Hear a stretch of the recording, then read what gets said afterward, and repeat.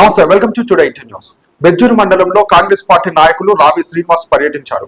రైతుల క్షేమమే మాకు రక్షణ కల్పిస్తుందని అన్నారు. రైతుల కోసం ఎంత దూరమైనా వెళ్తామన్నారు.